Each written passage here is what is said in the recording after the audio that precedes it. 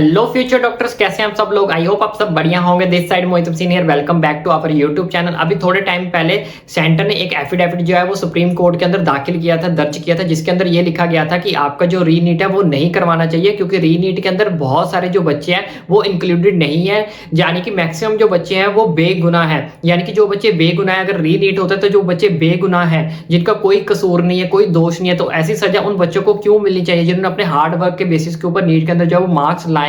तो उन्होंने एफिडेविट के अंदर ये चीज के ऊपर चर्चा की थी, ये चीज के ऊपर लिखा है और ये सुप्रीम कोर्ट के अंदर सबमिट भी करवा दिया गया था कि ये जो रीनीट है वो नहीं होना चाहिए। अब इसी के साथ साथ एनटीए ने भी अपनी एक नया जो नोटिस जारी किया है, एक नई एफिडेविट जो है वो सुप्रीम कोर्ट के अंदर दाखिल किया। अब उन्होंने क्या दाखिल किया, उसके कुछ मेजर पॉइंट्स मैं आज आपको सामने पेश करने वाला हूँ। बहुत बड़ा सा नोटिस है, लेकिन मैं आप सारे को सारे नोटिस को आपके सामने तो नहीं पढ़ूंगा, क्योंकि बिल्कुल शॉर्ट समरी के अंदर आपको सारे कुछ समझा देता हूँ कि एनटीए ने क्या जो चीज है वो सामने लेकर आया है, क्या एनटीए जो अब कहना चाहता है रीनीट को लेकर। बहुत ज्यादा इंपॉर्टेंट पॉइंट्स उन्होंने बोले हैं, कुछ बच्चों के फेवर में है, कुछ बच्चों के फेवर में पॉइंट्स नहीं होंगे। तो लेकिन मैं सारे के सारे पॉइंट्स मैं आपको शॉर्ट समरी में समझा देता हूँ, क्योंकि मुझे पता है आपका टाइम बहुत ज्यादा कीमती हो, तो कीमती टाइम को आपको हम ज्यादा जाया नहीं करेंगे, ज्यादा नष्ट वेस्ट नहीं करेंगे। तो यहाँ पे कुछ मेन पॉइंट्स मैं आपको बता देता हूँ कि एनटीए ने क्या बोला है। तो एनटीए ने सबसे पहला पॉइंट बोला है कि जो नीट का पेपर लीक हुआ है या फिर जितने भी दोषी पाए गए हैं वो सारा कुछ पटना और ज्यादा गोधरा सिटीज के अंदर जो ये चीज पाई गई है। कहाँ पे पाई गई है? पटना के अंदर पाई गई है और गोधरा के अंदर पाई गई है। तो कहने का मतलब उनका यही है कि रीनीट जो है वो अब नहीं कंडक्ट करवाना चाहिए। क्यों नहीं करवाना चाहिए, एनटीए ने ये बोला है। उसके कुछ 7 मेजर पॉइंट्स उन्होंने लिख के भेजे कि इन वजह से आपको रीनीट जो है दोबारा से नहीं करवाना चाहिए। क्योंकि पहले तो उनका यही पॉइंट है कि जो हमारे पास केसेस मिले हैं वो ज्यादातर पटना से मिले हैं और गोधरा सिटी से मिले हैं। दूसरा उन्होंने बोला है इन सेंटर के अंदर कुछ बच्चों की परफॉर्मेंस है वो लो पाई गई है, लो मार्क्स पाए गए हैं। जिन बच्चों के लो मार्क्स पाए गए, परफॉर्मेंस पाई गई है, वो कुछ लिमिटेड ही बच्चे हैं। जिन बच्चों की मार्क्स जो है वो परफॉर्मेंस है वो लो पाई गई है, हमने उनको कंपेयर करके देखा है बाकी बच्चों से, तो हमने उनकी एवरेज निकाली है। तो एवरेज मार्क्स अगर हमने उनका निकाला है तो जिससे हमें ये पता चला कि ऐसे जो बच्चे हैं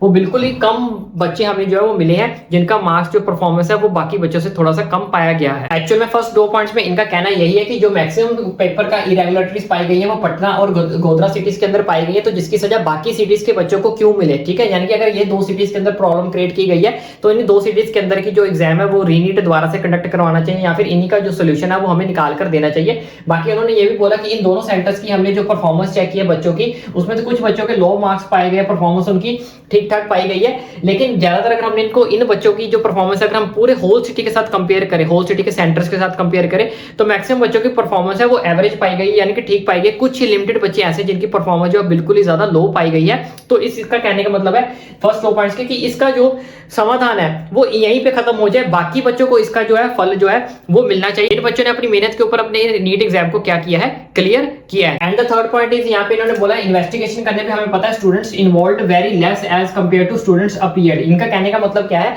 कि जैसे पटना और गोधरा सिटीज को मिलाकर आपके यहाँ पे 1000 बच्चा जो है वो दोनों में सिटीज को मिलाकर 1000 बच्चों ने एग्जाम दिया गया था। तो हमने यहाँ पे जब रिसर्च की गई, यहाँ पे चेक किया गया, तो एज पर जितने स्टूडेंट्स वहां पे अपीयर्ड हुए थे, मान लो वहां पे 1000 बच्चों ने क्या किया था, एग्जाम दिया था। तो इनका मानना है स्टूडेंट्स इन्वॉल्व्ड वेरी लेस, बहुत कम स्टूडेंट वहां पे involved as compare to student appeared. मान लो जैसे 1000 बच्चों ने एग्जाम दिया था, उसमें से 20-25 स्टूडेंट ही ऐसे हैं जिनका स्कोर जो है वो लो पाया गया है, बाकी सब बच्चों का स्कोर जो है वो एवरेज पाया गया। तो बाकी जो बचे हुए बच्चे हैं, जैसे मान लो फॉर एग्जाम्पल के लिए हम 20-25 माइनस कर दे तो बच्चे कितने, 975 बच्चों को रीनीट देने की कोई भी जरूरत नहीं है, क्योंकि इनका जो स्कोर है वो एज कंपेयर टू बाकी स्कोर से हमने मुकाबले में चेक किया बाकी सिटीज के अंदर, तो इनका स्कोर जो काफी ज्यादा अच्छा जो है वो पाया गया है। तो यानी कि 20-25 बच्चे ऐसे जिसको हम कह सकते हैं as compare to very less, जो यहाँ पे इन्होंने मेंशन कर दिया as compare to very less student ऐसे हैं जिनका स्कोर बहुत जो है वो कम पाया गया है, वो भी इन सेंटर्स के अंदर। फोर्थ स्टेप पे इन्होंने बोला है कि इसके लिए ऑलरेडी जो केसेस हमारे सामने आ रहे हैं हम उसके उनको अरेस्ट कर रहे हैं, अरेस्ट करवा रहे हैं, फाइल केस उनके ऊपर कर रहे हैं कि जो हमारे सामने लग रहा है कि यहाँ पे इरेगुलरिटीज पाई गई थी या फिर ये दोषी है वो दोषी है, वो सारी स्टेप जो है वो हम ऑलरेडी क्या कर रहे हैं, अब चल रहा है हमारे पास। उसके बाद नेक्स्ट इन्होंने बोला वेरिफिकेशन को लेकर हमने सेंटर के अंदर इसलिए वेरिफिकेशन लगाई थी ताकि कोई भी बच्चा जो चीटिंग ना कर सकते, फिंगरप्रिंट्स वगैरह लगाए थे टीचर्स की और स्टूडेंट्स की, यहाँ की किसी भी तरह की जो चीटिंग को हम क्या कर सके, अवॉइड कर सके, किसी भी तरह की चीटिंग जो वो ना हो सके।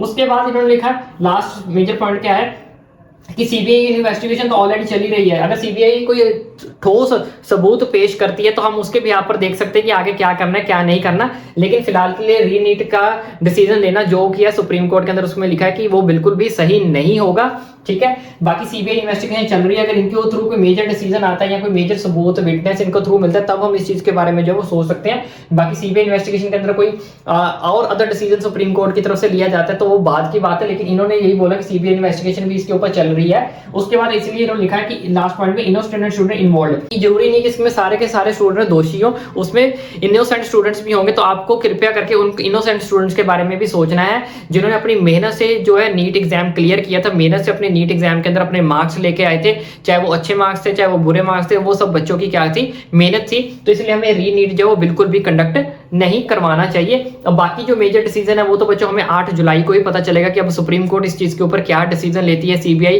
क्या विटनेस पेश करती है, क्या सबूत पेश करती है, वहां पे कैसा डिसीजन आता है कैसा नहीं, वो सब कुछ तो आपका भाई आप तक पहुंचाएगा। लेकिन अभी फिलहाल के लिए एंटी की तरफ से क्या रिस्पॉन्स आया, क्योंकि एंटी की तरफ से रिस्पॉन्स देना बहुत ज्यादा जरूरी हो गया था, क्योंकि 2 दिन बाद 3 दिन बाद हमारे केस के ऊपर जो है सुनवाई होनी है, तो उसके ऊपर मेजर डिसीजन आना अभी बाकी है। तो इसी तरह की लेटेस्ट वीडियो अपडेट्स पाने के लिए रीनीट को लेकर मेडिकल फील्ड के रिलेटेड कौन सा कॉलेज आपके लिए बेस्ट रहेगा, कैसे आपको counselling admission each and every update आपका भाई आप तक पहुंचाएगा, इस चैनल को सब्सक्राइब करना ना भूलें।